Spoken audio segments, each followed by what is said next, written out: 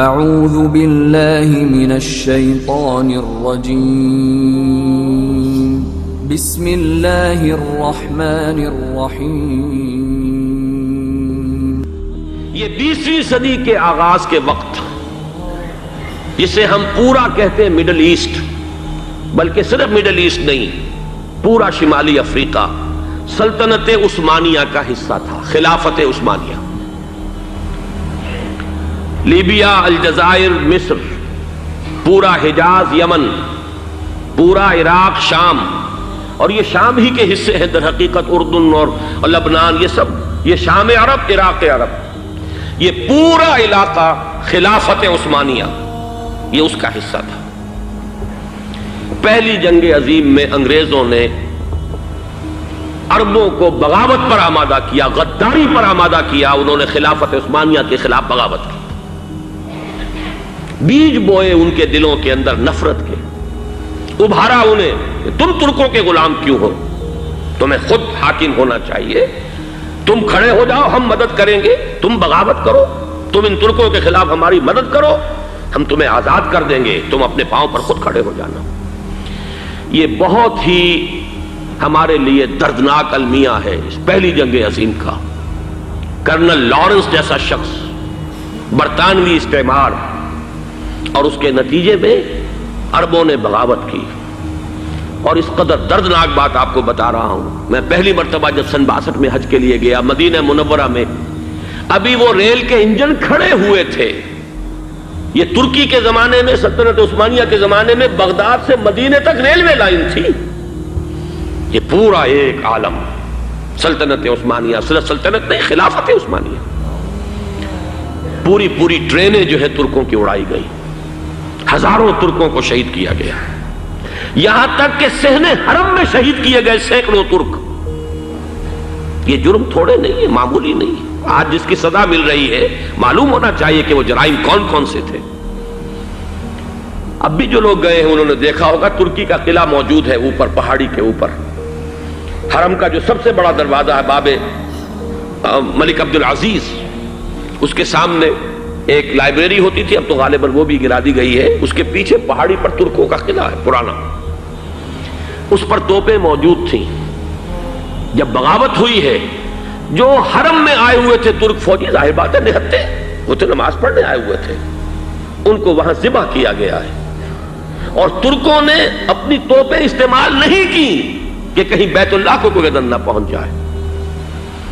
بہرحال یہ غداری ہوئی ہے پہلی جنگ عظیم کے دوران، اور نہ صرف ترکوں پہ عربوں نے کی ہے۔ جیسا کہ میں نے کہا تھا، دو ہیں سب سے بڑے مجرم روئے ارضی کے اوپر امت مسلمہ کے طبقات۔ ہمارا پنجابی سپاہی بھی جا کر انگریزوں کی مدد کر کے ایلن بی کو قبضہ جو لے کر دیا بغداد کا، اس میں ہمارے مسلمان پنجابی سپاہی بھی شامل تھے۔ یہ خون چکاں باب ہے ہماری تاریخ کا اس صدی کا۔ لیکن اس کے بعد سلطنت عثمانیہ کے ٹکڑے ہو گئے، چیتھڑے ہو گئے۔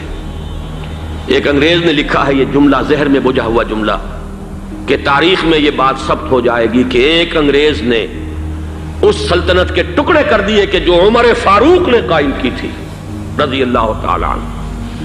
یہ پورا عالم، یہ تمام علاقہ کس نے فتح کیا تھا؟ یہ بات ہاتھ بدل گئے تھے، پھر ترک آ گئے، خلافت عثمانیوں کے پاس چلی گئی، لیکن یہ سلطنت تو حضرت عمر رضی اللہ تعالیٰ عنہ کے زمانے سے چلی آ رہی تھی۔ اس کو ایک انگریز کرنل نے، اور اس نے بغاوت پہ آمادہ کر کے عربوں کو اور ترکوں کے پیٹھ میں چھرا ڈھپوا کر ان کے ذریعے سے اور ٹکڑے کر دیے۔ لیکن جب جنگ ختم ہوئی، اب انہوں نے کہا کہ اب ہمیں آزادی دیجیے، تو اب انہیں معلوم ہوا کہ غداروں کو دنیا میں کیا ملتا ہے۔ ٹکڑے کر دیے گئے۔ یہ حصہ عراق یہ انگریز کے پاس رہے گا، شام کا یہ علاقہ یہ فرانسیسیوں کے پاس رہے گا، مصر پر انگریزوں کا تسلط رہے گا، لیبیا اطالویوں کے پاس رہے گا۔ لے دے کر یہ جو علاقہ تھا حجاز، چونکہ وہاں کچھ تھا ہی نہیں، بوادٍ غیر ذی زرع، یہ عربوں کے پاس چھوڑ دیا گیا۔ اس وقت جو بادشاہ ہیں شاہ حسین اردن کے، ان کے دادا سب سے بڑے غدار وہی تھے، لہذا ان کو اس علاقے کی بادشاہت دے دی گئی۔ اس کے بعد نجد سے ایک تحریک اٹھی ہے، وہ سعودی جو خاندان ہے وہ نجد سے اٹھا ہے۔ نجد میں اس وقت کچھ بھی نہیں تھا، وہ تو صرف ریت کے تودے تھے اور کچھ بھی نہیں، لہذا ادھر کسی استعماری قوت کو دیکھنے کی ضرورت ہی نہیں تھی۔ وہ تو بعد میں تیل برآمد ہوا، اس کی حیثیت ہو گئی، اور یہ امارات کا علاقہ جو ہے اس کی دنیا میں اب گویا کہ یوں سمجھیے کہ جو سب سے زیادہ اہم علاقے ہو سکتے ہیں روئے ارضی کے نقشے پر، ان میں سے ایک وہ ہو گیا، لیکن یہ اس وقت کی بات میں کر رہا ہوں، کوئی حیثیت نہیں تھی، لہذا اس کو چھوڑ دیا گیا۔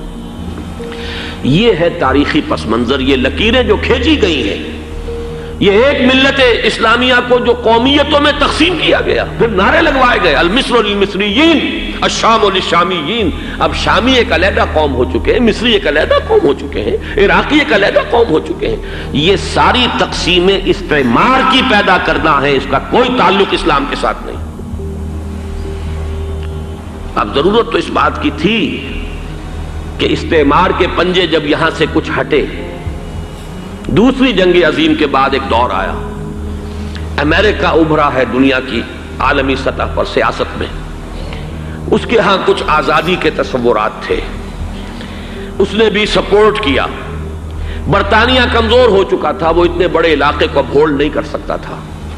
ہندوستان بھی آزاد ہوا، پھر یہ کہ اور دوسرے علاقوں سے بھی اس کو پسپائی اختیار کرنی پڑی۔ استعمار کے پنجے جس طرح بھی ہوئے، ان کے سینوں سے، عربوں کے سینوں سے جو ہے گویا کہ وہ ہٹے، لیکن امریکہ نے ایک اپنی بہت بڑی حکمت عملی جو اختیار کی، عالم عرب کے سینے میں اسرائیل کا خنجر پیوست کر دیا، تاکہ یہ کبھی آزاد نہ ہو جائیں، ہمارے انگوٹھے تلے رہے، ہماری پالیسی گورن کرے۔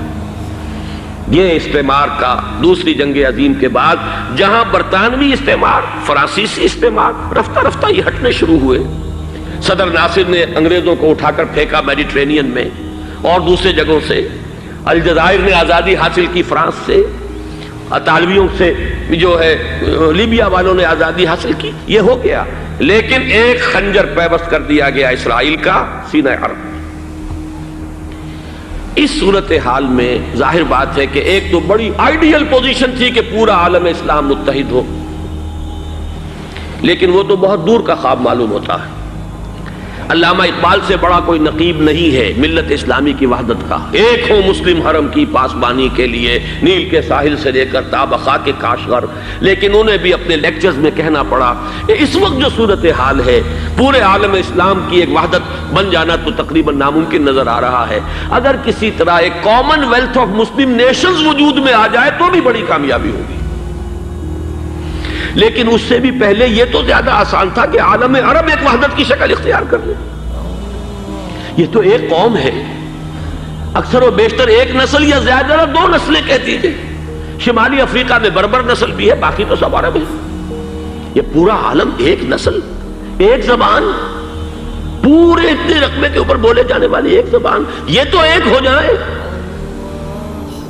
افسوس یہ ہے کہ اس کا ایک ہو جانا، ایک شخصیت ابھری تھی جو مذہبی مزاج کی شخصیت تھی، جو دینی مزاج کی حامل شخصیت تھی، اگر اس کی قیادت میں عالم عرب متحد ہو جاتا تو واقعتاً ایک بہت بڑا جو ہے مرحلہ وہ طے ہو جاتا پوری عالمی ملت اسلامیہ کی ایک وحدت اختیار کرنے کا۔ وہ شخصیت تھی شاہ فیصل شہید کی، اور اس لفظ کے ساتھ ہی آپ کے ذہن میں آ گیا ہوگا کیوں انہیں شہید کر دیا گیا، کس نے کیا کرایا، کہاں سے تعلیم حاصل کر کے آیا تھا وہ جس نے شہید کیا شاہ فیصل شہید کو، اس کی گردن پر کون سوار تھی، وہ یہودی لڑکی کے جس کے فوٹو بھی شائع ہوئے، ایک گردن پر اٹھائے کھڑا ہوا شہزادہ اپنی ایک یہودی دوست کو، لڑکی کو، اور وہی ہے کہ جس نے جا کر پستول سے شہید کیا ہے۔ جان میں اچھی طرح جان لیجئے، جیسے بارہا میں نے عرض کیا ہے کہ حضرت عمر کو شہید کرنے والا کہنے کو ابو لولو فیروز تھا، لیکن اس کے پیچھے پورا ایرانی نسل پرستی کا جو پورا پس منظر ہے، اسے تو ہر شخص جس کی ذرا بھی نگاہ جو ہے، جو صرف منظر کو نہ دیکھ رہی ہو، پس منظر کو بھی دیکھنے والی ہو، وہ تو جان لے گی کہ ابو لولو فیروز ایک فرد کا نام نہیں تھا، وہ ایران کا انتقام تھا عالم عرب سے۔ بالکل اسی طریقے سے یہ امریکی استعمار کا ہتھ کنڈا تھا، اسے محسوس ہوا۔ شاہ فیصل مذہبی مزاج کا شخص یہ ابھر رہا ہے، اور یہ شاہ فیصل کی حکمت عملی کا ذرا آپ اندازہ کیجئے۔